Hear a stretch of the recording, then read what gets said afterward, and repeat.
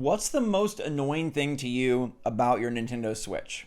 For me, I hate the load times. That's why today's big news is so freaking exciting. So good morning, Mario, and good morning, Switch fans. We're in it to win it with Nintendo Switch 2 details straight from Gamescom. More reports have come out, and it seems like this system is spicy as all heck. So what's going on, everybody? It's Active SwitchForce. Going to be an exciting time discussing what makes this system so darn awesome and anticipated and such a huge upgrade. So let me know what you think in the comments down below. There are two main things we'll be focusing on today. Basically, Nate the Hate, famous leaker from Twitter, from his YouTube podcast, from Fama boards. He came out with some new details on Nintendo Switch 2 from the Gamescom meetings that now we've heard quite a bit about, where Nintendo showed off Nintendo Switch 2 to a bunch of developers.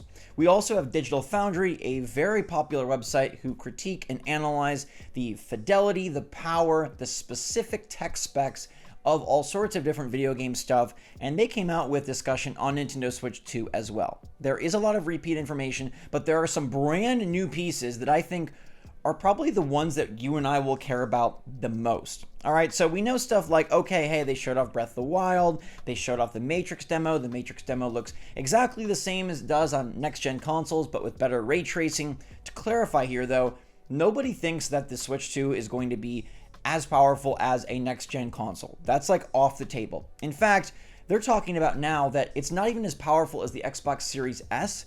It's just the power of DLSS being able to upscale things, right? Remember, this is still a portable home console hybrid, so to think that we were going to jam like a PS5 into a hybrid is just not in the cards. What is in the cards, though, is thankfully using some software upscaling. DLSS 3.5 supposedly is what they were using, not 3.1, but back to 3.5.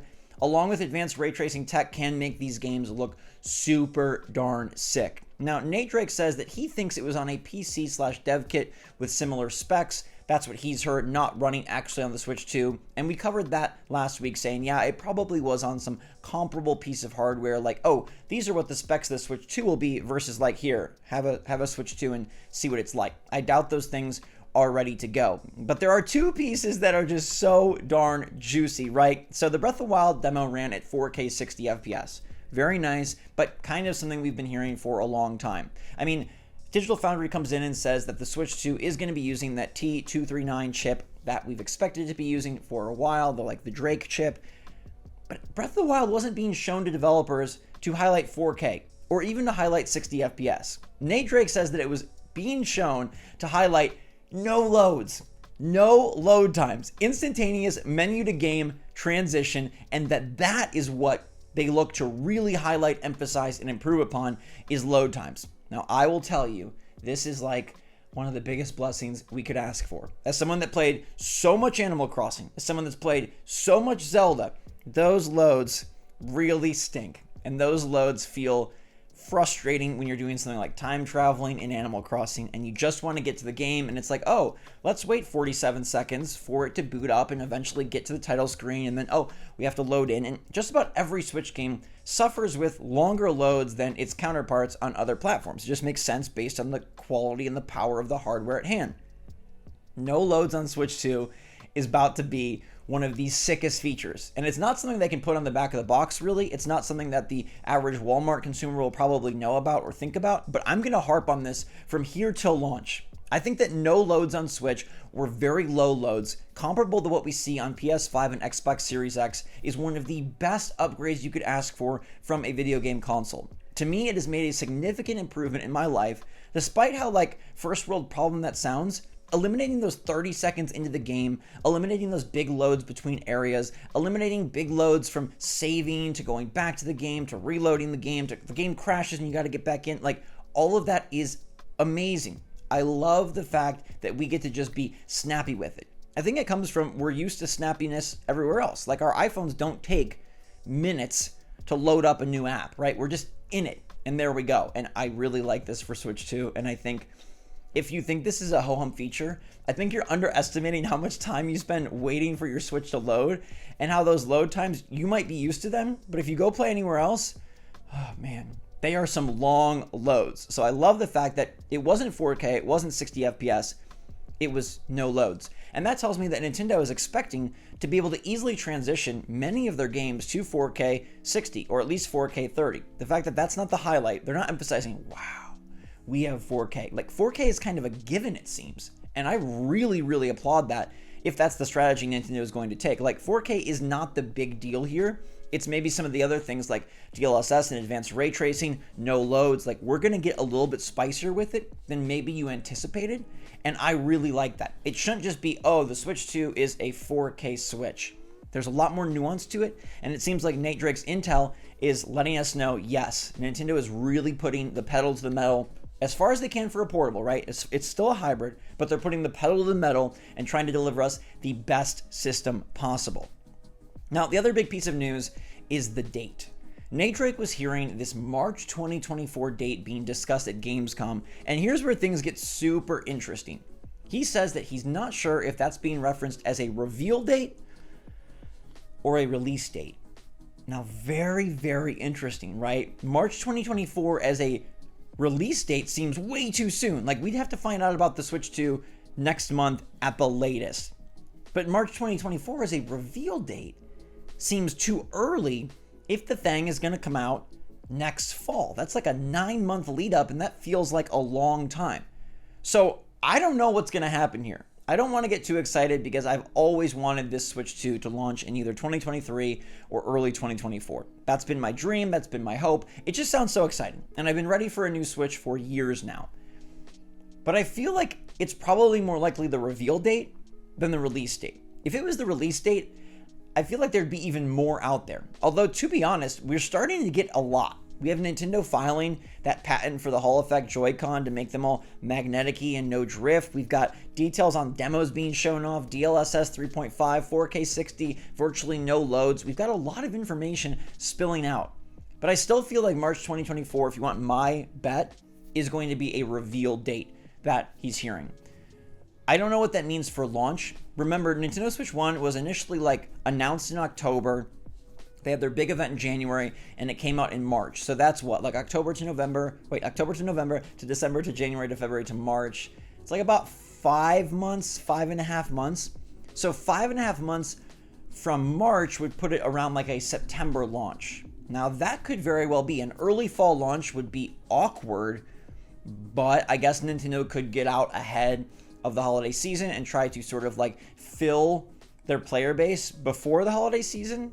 Avoid maybe the sold out rush, but then have a second sold out rush at the holidays and allow software to sell better if they are anticipating big games coming out in, say, October, November. I don't know. I feel like this is a bit odd, and I'm just excited to find out what they do because a March 2024 launch is like insane. Holy crap, we're so dang lucky. But even a March 2024 reveal, like that feels very, very fortunate to me. That's earlier than I was expecting. To me, it was always going to be like a June thing, like a Summer Games Fest, E3, Nintendo Direct in the 6th month of the year, halfway through, and then boom, we're ready to launch in about 4 months in October or November, 5 months, give or take. That is what I've always thought and felt and believed. But this March 2024 date that Nate Drake is tossing around is insanely exciting. And he's heard this from people that discussed it at Gamescom with Nintendo. So okay, this isn't just speculation, this isn't just hype. And remember, Nate Drake is someone that's always emphasized the second half of 2024, and now he's saying March 2024. So this is really a development, this is really a change, and I'm very curious to see what happens. Like I said, it could be the release, but I'm really anticipating this to be the reveal, especially based on some of the games we know, like Luigi's Mansion and Peach. It feels odd that like the Switch 2 is just out. I don't know. I guess we have a Direct this week, and so we'll find out there, and then what Nintendo's plans are and how many Switch games they lay the groundwork for. Like, does the Yellow Brick Road carry us into summer, or does it stop mysteriously in February? We'll find out soon, but I don't want you to get crazy. I'm trying to keep myself that way as well. So, like, March 2024 reveal is what this is feeling like to me, and it's pretty darn cool because that's earlier, and honestly, that's less than 6 months away. Let's touch on a few more things that Digital Foundry discussed. Again, they like to dive into really specific details. They were talking about how Unreal Engine 5 has developed quite a bit in the last 2 years, so it's able to scale down and it's able to be sort of a lighter version that can run on Switch. And it's in NVIDIA and Epic Games' best interest to have Unreal Engine 5 scale down for Nintendo Switch 2. That way, they can put their big proprietary engine on a system like Switch 2 that they can expect to be very successful, right? Like maybe they missed out a bit on Switch 1, and so now they really want to make sure that they are future-proofed for Switch 2 because Switch 1 was underpowered and didn't match up with what UE4 or 5 was doing, but now, okay, we're kind of flipping the course, and UE5 is going to scale down a bit to work on Switch 2 since Switch 2 is trying to come up towards a higher power level. So that is nothing but good news. Again, getting better engine compatibility, getting better multi-platform compatibility, these are things that like just breed and bring so much hype and enthusiasm because it means tons of multi-platform titles. You and I could be playing Assassin's Creed on Switch 2. You and I could be playing the biggest games from the best publishers and not have to worry about having a secondary console. There is a world where Nintendo Switch 2 is just the best console because it has the Nintendo games, it's hybrid, and it can play almost all the multi-platform titles. Yes, it lacks a little bit in terms of power, but with software upscaling and with all sorts of tricks under the hood, we're able to get graphics that are comparable, and that to me means we're getting like a really, really wonderkin system. The Switch is already amazing and just generation defining and very different and unique and the best Nintendo console ever. And yet I feel like it's only going to get significantly improved next generation, which just is crazy and speaks to how well, how smart, and how strong Nintendo is being, acting, and just thinking right now. But let me know what you think in the comments down below. March 2024, reveal or release, and are you with me that, hey, no loads on Switch 2 is one of the sickest features we could ask for. Breath of the Wild, Tears of the Kingdom, just boop, zooping you into the game. Hyrule instantaneously from home screen that hopefully has a theme on it. Click the button, you're in, boom, ready to go. Sounds delicious to me. Let me know your take. Thanks so much for watching, everybody. Stay safe, stay healthy, stay happy, stay positive out there. And until next time, SwitchForce out.